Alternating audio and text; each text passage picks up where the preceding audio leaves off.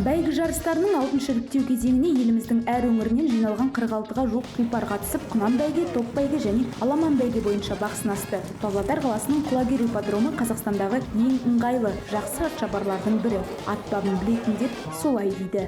Жалпы бәйгі федерациясында бұзылмайтын, бұлжымайтын қағида бар. Ол жарысты дер кезінде бастау. Өйткені 10 минутқа кешіккеннің өзінде аттар энергиясын жұмсай бастайды екен. Сол себепті бүгінгі жарыс тура сағат 11-де басталды. Мен ұлымда келдім, папасының қолы тимеді, бәйге болғанын естідік. Бұл ұл ғой енді, білсін қазағымыздың қандай салт дәстүрі бар.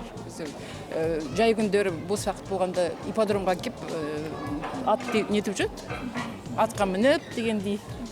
Енді солай болып ұл болғасын солай енді өсу керек, мне кажется. Павлодар қаласы ипподромының бір айналымы 2 шақырымдық. Ең бірінші ұйымдастырылған 10 шақырымдық құнандар жарысына 17 шабарман қатысты. Абзал Тұрғанбек мінген Лашын атты құнан бірден топ бастап кетті. Жарыс барысында негізгі топ Лашынды қуып жетіп еді, алайда жүйрік жылқы шабысына шабыс қосып, тағы алға шықты. Соңғы 2 айналым шешуші сәттер. Содан болса керек, сәйгүлік жылдамдықты арттырды. Лашын тұлпар қарқынын еш бәсеңдетпеді. Ғажайып өнер көрсетті. Сөйтіп мәре сызығын алғаш болып кесіп өтті. Екінші орын 17-ші нөмірлі Алматы облысынан қатысқан Көгершін атты тұлпарға бұйырды. Шабарманы Болат Әбдікәрім. Ал үздік үштікке Айбарша есімді тұлпармен Аңсар Арыстан бекіліпті. Бір-біріңізге кім болып келесіз? Бажа. Екі бажа бәйгі көруге келіп. Күшті көрініс қой. Қалай жалпы ұнап жатыр ма? Ұнады. Даже ұнағаннан одан да көп. Жаңа біздің Павлодар облысынан бірінші орын алды. Көрсетіңізші. Бұны қайдан алдыңыз? Бір баяғыдан бар ма өзіңізде? Бұл Германиядан әкелген. Бажама. Бәйгі көруге ма? Да. Бажаңызға кім сіз сыйладыңыз ба? Жоқ, бажама дос сыйлапты Германиядан. Сіз онымен не қарайсыз әдетте? Подарок. Сыйлық қой. Неге барғам, сонда Германияда болғанда сыйлық бір машина, бір бинокль берген. Қашықтық қысқа, ауа райы қоңыр салқын, аттар терлеп те үлгермеді. Сөйтіп құнан бәйгенің жеңіс шабуы жабылды. Құттықтаулар қабылданды. Достар, міне топ бәйгі енді ғана басталды. Бірінші айналым өтіп жатыр, міне өздеріңіз көріп тұрсыздар.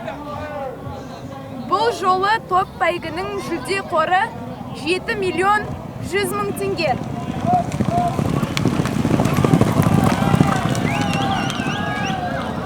Айта кетейік, міне топ бәйгінің жарыс жолына шыққан жүйріктер мен жакейлер 14 шақырымдық жолды еңсеруі қажет.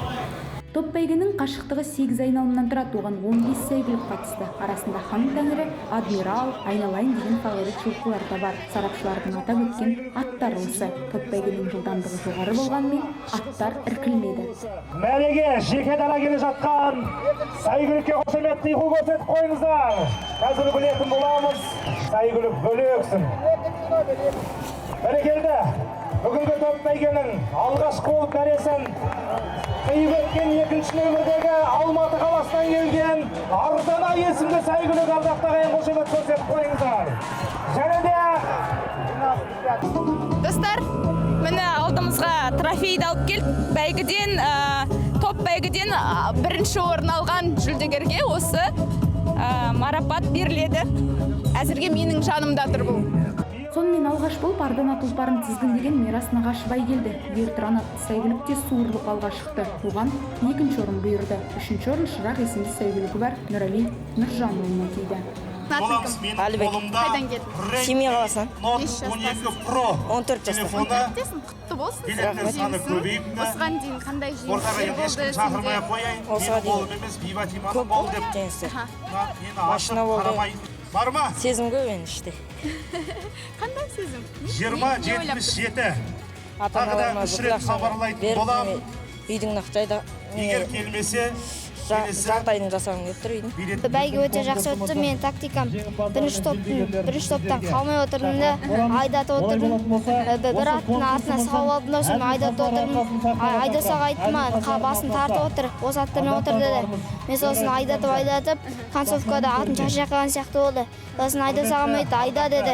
Мен айдатып, екінші келген атпен таласып үшінші кірдім. Үшінші орынға ризасың ба? Иә, өте ризам, Аллаға шүкір. Бұл ретте бәйге федерациясының атқарушы директоры бүгінгі ауа райының қолайлылығы мен Павлодар атшабарының керемет екенін атап өтті. Ипподромның төсеніші құм болған соң шаң көтермейді, ал айналымның бұрылыстары барлығы стандарттарға сай келеді дейді ол.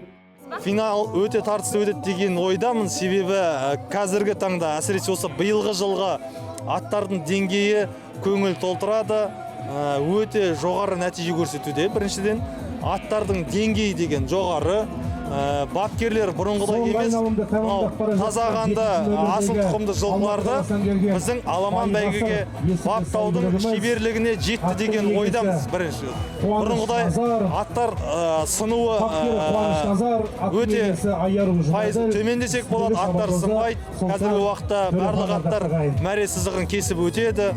Ал аламан бәйгенің қашықтығы 24 шақырым, жарыс жолына 15 ат шықты. Оған төзімділігі мен дайындығы мықты тұлпарлар ғана қатысады. Өйткені 12 айналымды мәреге дейін айналып өтуге біраз күш қажет. Аламан әдеттегідей тартысты өтті. Мен жаңылыспасам 9-шы номер ма? Бәрекелді! Бүгінгі аламан бәйгенің көшін бастап келген 9-шы номердегі Жамбыл облысының тамаша есімді сәйгүлік ардақтағайын. Екінші болып мәре сызығын кесіп өткен 14-ші нөмірдегі. Екінші болып Тойбастар тұлпарымен Абзал Тұрғанбек, ал үшінші болып Толқын атты атымен Даниал Ақбаев келді. Второй 20-47, третий 20-47-46, четвертый 20-51-64. Здрасте. Скажите, пожалуйста, кто вы и какое участие принимаете? Я засекаю на секундомер. То есть вы, мне кажется, ключевую роль здесь занимаете? Определяете первые, вторые, третьи места. Да. Время, мое время, да? Ага. А вы кем работаете вообще? Я учитель физкультуры. Откуда у вас вот этот аппарат, да? Айта кетейік, осы турнир жарыстарының түрлерінен алғаш болып келген 5 ат финалға жолдама алды. Жалпы жарыс жүйелі, жолға қойылғаны көрініп тұр. Достар, Кереку өңірінде өткізілген дүлдүлдер жарысы осымен тамам. Еліміздің түкпір-түкпірінен келген қатысушылар, яғни жеңімпаздар өз мақсаттарына жетті деген ойдамыз. Ендеше Қазақстан чемпионатының 6-шы іріктеу кезеңі еліміздің оңтүстік өңірінде 16 қыркүйекте Алматы қаласында өткізілмек. Жеңісті күндерде жүздескенше.